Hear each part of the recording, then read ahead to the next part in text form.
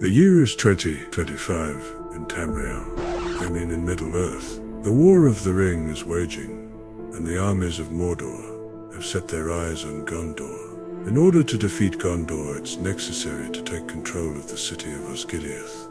In order to cross the river in doing this battle will determine the future for the free peoples of Middle-earth. And so the army of Gondor has gathered their army to rise against the shadows of Mordor.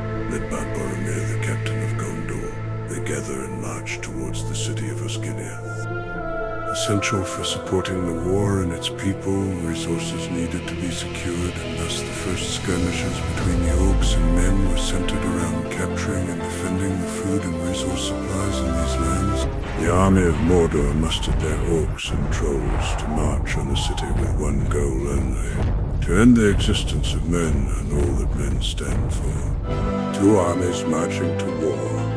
The orcs want to destroy everything, while the men of the West rally behind their captain to defend what is dear to them. For Gondor! For Gondor! For Gondor!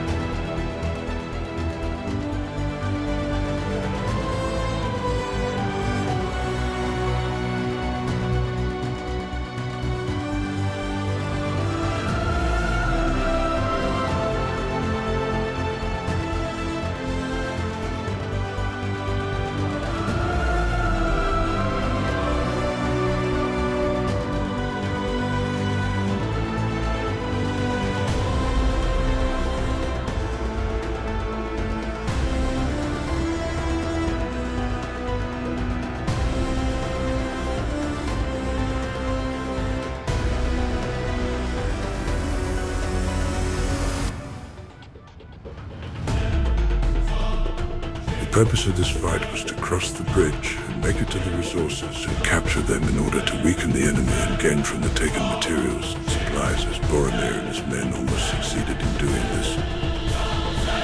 Mordor beat them by taking theirs first, so Mordor won this first battle. After their victory, the armies of Mordor had a new goal, which started the second battle. Their goal was to gain possession of strongly defended positions at the bridge crossing. In order to achieve this, the orcs had to destroy the sieges and men of these two heavily defended tower points of Osgiliath.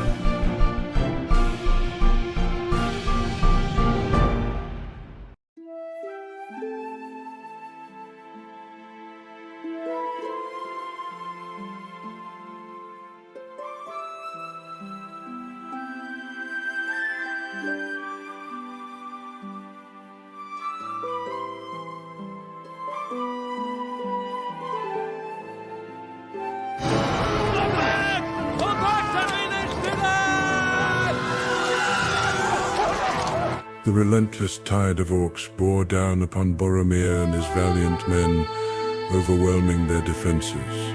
Thus the shadowed legions of Mordor seized the once proud city of Osgiliath, echoing the dark whispers of ages past, as despair cast its shadow over the hearts of men.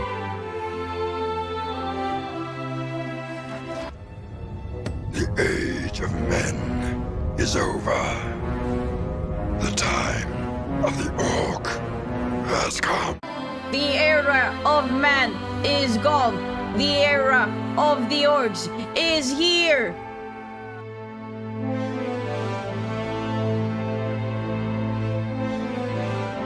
But Boromir and some of his finest troops escaped and were ordered by Denethor to take back the city, even should it usher in their ultimate end.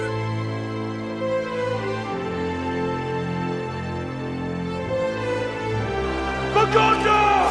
For Gondor! For Gondor!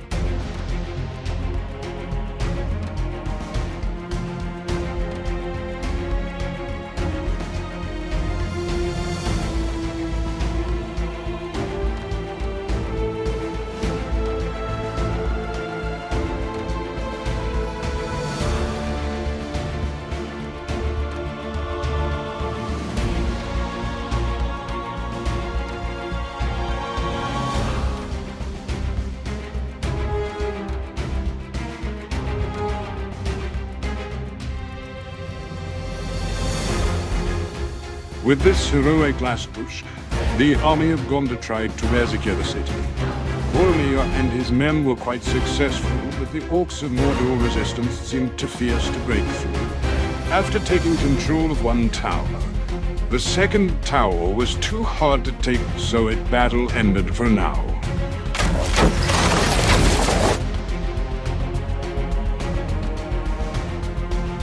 In a last attempt to save the city from the so far victorious orcs, the remainder of the army sent by Gondor held their last stands in the city. For Gondor! For Gondor! For Gondor!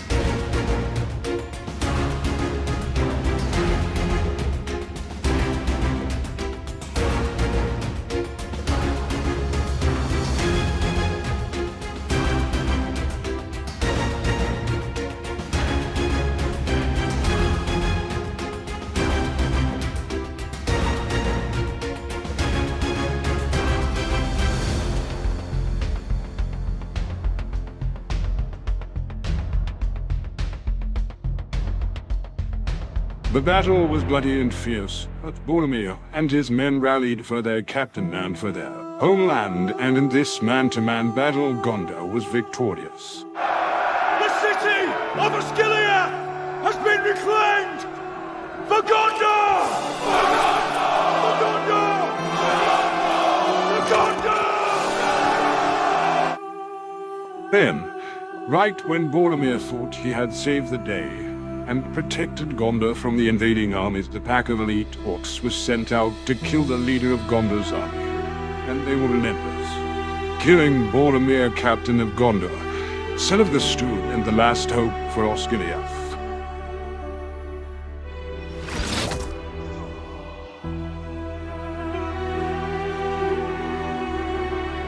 A death that shocked Gondor, but also deeply touched the orcs of Mordor, and thus Boromir, captain of Gondor, was given a funeral that temporarily stopped the War of the Ring, and emissaries of both armies came in numbers to pay respect to the celebrated captain.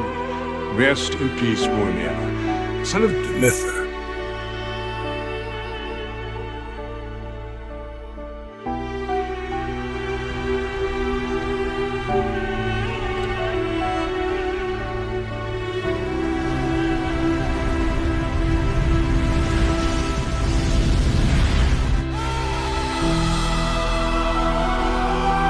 And so concluded the battle for Osgiliath.